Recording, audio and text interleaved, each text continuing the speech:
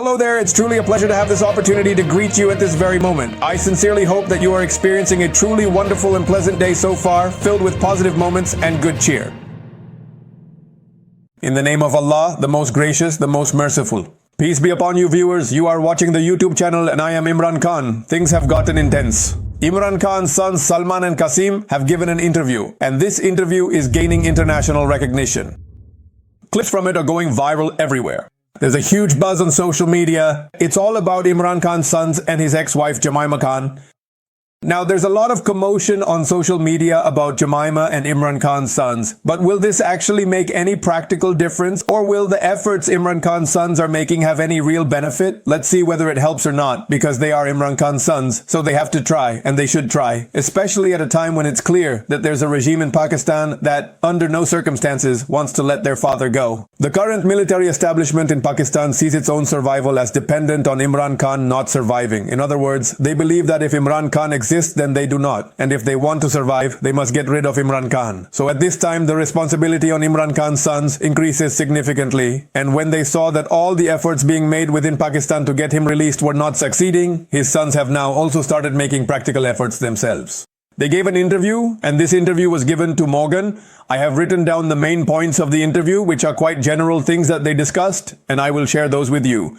Imran Khan also had some clips played by Morgan, because previously he had interviewed Imran Khan as well, and he also praised him, showing some past clips of Imran Khan, including those related to his sons and the threats to their lives. Now let me tell you what his sons said. Firstly, they said that in the UK and the US, we want politicians and journalists to raise their voices against the worst and countless human rights violations that are happening. They are using various forms of torture, and this is not just a human rights issue, but also a matter of democracy. The people of Pakistan have voted, and they have voted for the most popular leader. It is the right of 250 million Pakistanis that their voice be heard. These were the things they said in response to questions. For most of the time, Imran Khan's son with the beard, whose name is Qasim, spoke more. Qasim Khan did most of the talking, while Suleiman Khan, who is clean-shaven, spoke less. But the majority of the conversation was done by Qasim. Now, regarding Trump, a question was asked about him. They said, oh, Trump is almost the kind of person who can play a role, and he also has a relationship with Imran Khan. So in response, they said, Trump can make a difference. They mentioned that they had a meeting with Richard Grenell,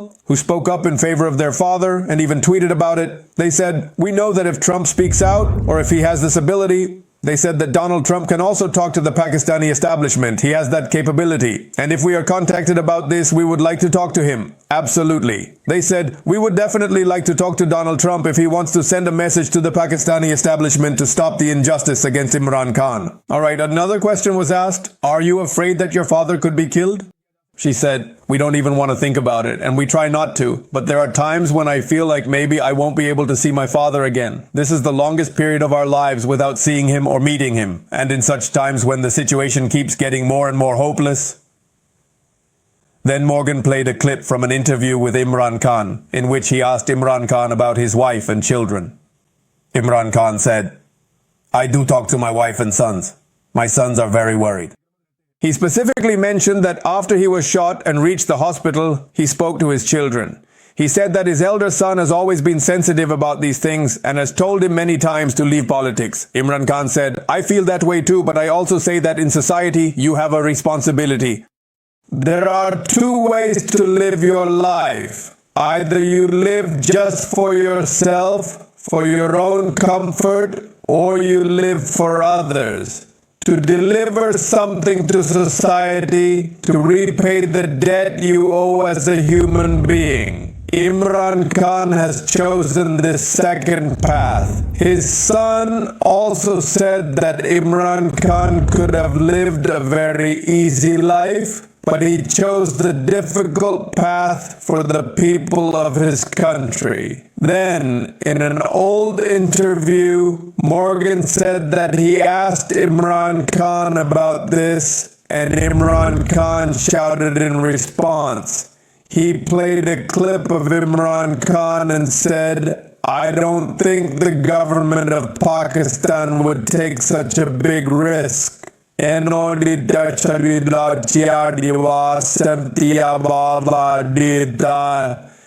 honestly, no one really knows. Pakistan's establishment can do anything at this point. Ever since Asim Munir met with Donald Trump, nothing makes sense in Pakistan. They just do whatever they feel like. They're emptying out these parliamentarians in bulk. Sir, they'll hold elections again, give all the seats to PMLN, and take complete control over the country. But let's suppose, even if they manage to get all 350 seats, there are about 350 seats in the National Assembly in the center. Even if they win all these seats, with the establishment owning Pakistan, can they really run the country? Does the country run with just MNAs and senators? Does the country run with just MPAs, the Prime Minister, and the Chief Minister? No. A country runs on the confidence of its people, and the people have absolutely no confidence. The current government, with all its might and the establishment's backing, still cannot run this country. It simply won't work until decisions are made according to the will of the people. If you run the country according to the people's will, it will function. If you go against the wishes of the people, the country will not function. If you do not respect the mandate, the country will not function. These absurdities will persist. People simply have no confidence. People are leaving Pakistan one after another. Speaking about the hardships his father is facing, he said that there is intense heat, the electricity goes out, sometimes the fan stops working, and even basic necessities are not provided to him. His weight is continuously decreasing, and for someone at the age of a senior citizen, this is not good. He has also been shot 3 times in the past, and his health is at risk. Over there, they say there is complete control, and there are many ways through which an assassination can be carried out, he can be killed, or a plan to kill him can be made, so they have full control there. Imran Khan's sons have openly expressed this concern and have stated that Imran Khan's life is in danger, and they have said this multiple times. Members of Imran Khan's family have mentioned this before as well, and even when Bushra Bibi was outside, she had also said the same thing. They said that it's been 3 years since we've met Imran Khan, and we haven't spoken to our father since March. It seems that they are trying to break him through this kind of pressure. At 2 in the morning, we would get a message saying, you will be allowed to speak to your father, be ready by 9 o'clock immediately, otherwise you won't be able to talk to him for another 2 months. And then in great haste, we would be allowed to speak to Imran Khan. Then they said that an anchor asked a question about corruption, and he asked, Sir, there are allegations of corruption against your father. How would you respond to that? The very simple and straightforward answer given by his son, Salman, was quite clear and direct. Anyone who truly knows him well knows that he is absolutely not corrupt in any way, shape, or form. If he were like that, or if he were corrupt, then the established parties had invited him to join them. But 30 years ago, he formed his own party. Even those who accuse him, those in the establishment who level accusations against him, they too know very well that Imran Khan is not a corrupt person. Imran Khan's sons also sent a significant and heartfelt message for Field Marshal General Asim Munir, and this important message was personally delivered by Imran Khan's son, Salman. Qasim spoke for a considerably longer time, and in fact it seems to me that Qasim has more extensive experience in speaking or confidently facing things, but some of Salman's points are very important. The message from Imran Khan's son regarding General Asim Munir was carefully written by him. He said, respect democracy. That is, his advice or the crucial message he wanted to convey was to respect democracy, respect the will of the Pakistani people, respect the rule of law, and give him a fair trial. That is, my father should be given the fundamental right to a fair trial. Injustice against him should stop immediately, and he should be treated justly and equitably.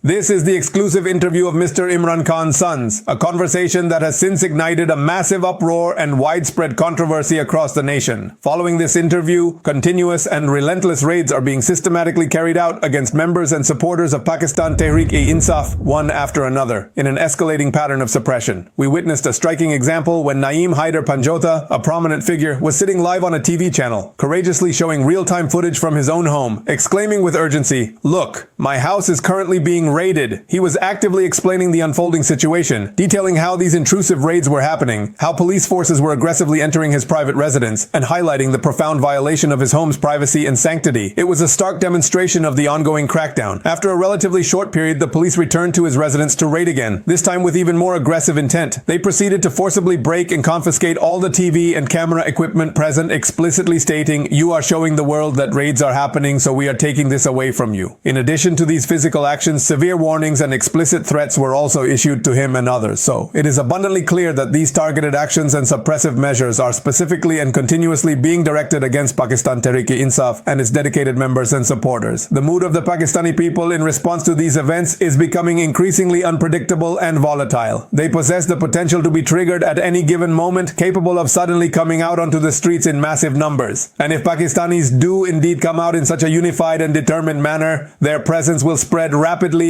and extensively across the entire country. You can already observe Pakistanis beginning to emerge from their homes and gathering in their local neighborhoods and on the streets everywhere, demonstrating a growing collective discontent. Although Pakistan Tehreek-e-Insaf has made a unified and concerted effort to mobilize, its visible impact doesn't seem as immediately apparent or as widespread as it was before, when there used to be an overwhelming amount of content and other forms of engagement circulating widely on social media platforms. Perhaps that significant momentum will gradually build and become more evident in a day or two as the situation develops. However, what is truly brewing deep inside, or what kind of intense, simmering lava is accumulating within the hearts and minds of the people, that is something many astute observers are commenting on. For instance, as Mohammed Zubair wisely articulated, there's a powerful, uncontainable lava brewing inside people.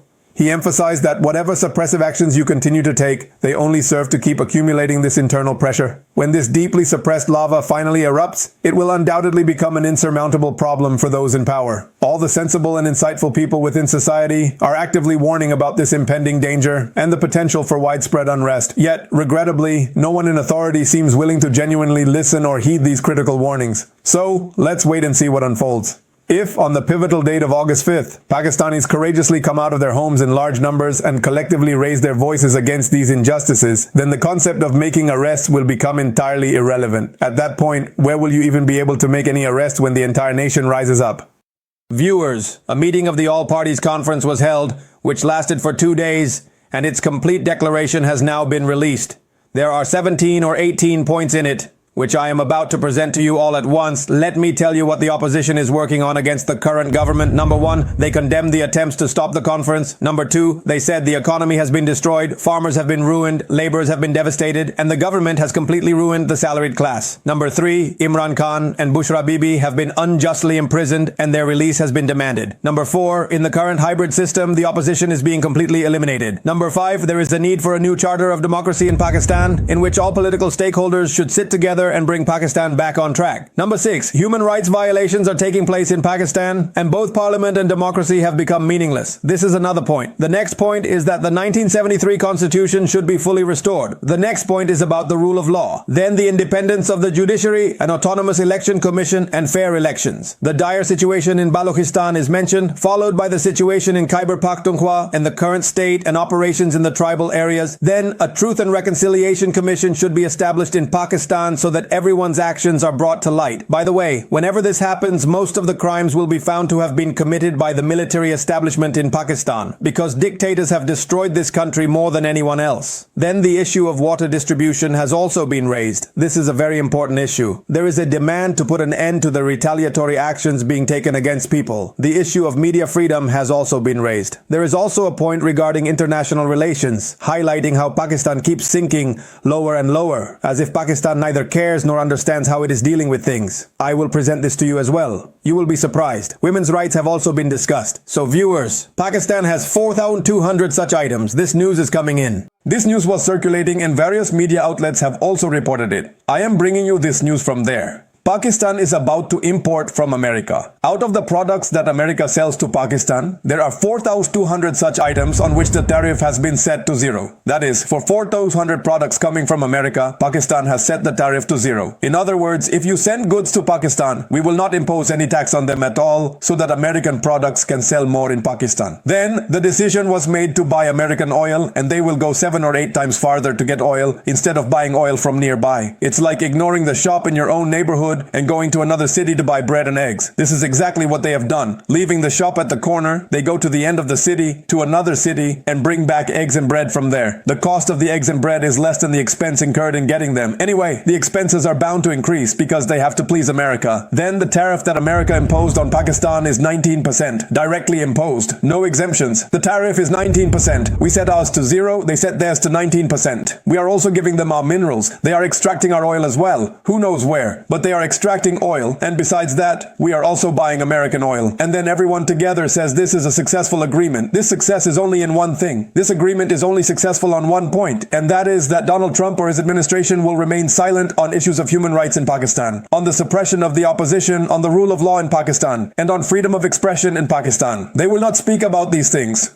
No international voice will be raised about the injustices being done to Imran Khan. This is the only success for Pakistan's military establishment and all the stakeholders of the current regime. What is in it for Pakistan?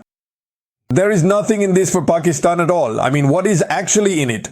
We have set the tariff to zero on 4,200 American products at the border. The tariff on what we are importing has been set to zero. America gets all the benefits and Pakistan only gets 19%. These are not equal relations. These are completely different things. And viewers, let me share another piece of news with you. I saw a tweet from Maryam Nawaz where there was a crowd somewhere and a man was interviewing some PMLN people. He gathered some PMLN supporters and they were all praising the party, saying, "Everyone here is a PMLN supporter. Maryam did this, she did that, she accomplished this, she accomplished that." Look, when the government itself is fake, no matter what it does, it can't take credit for anything, because the government itself is illegitimate. If you are forcibly installed and then manage to do something good, that doesn't mean your government becomes legitimate. Now they are so desperate to hear their own praise, so desperate that Maryam Nawaz tweeted asking, "Where is this place?"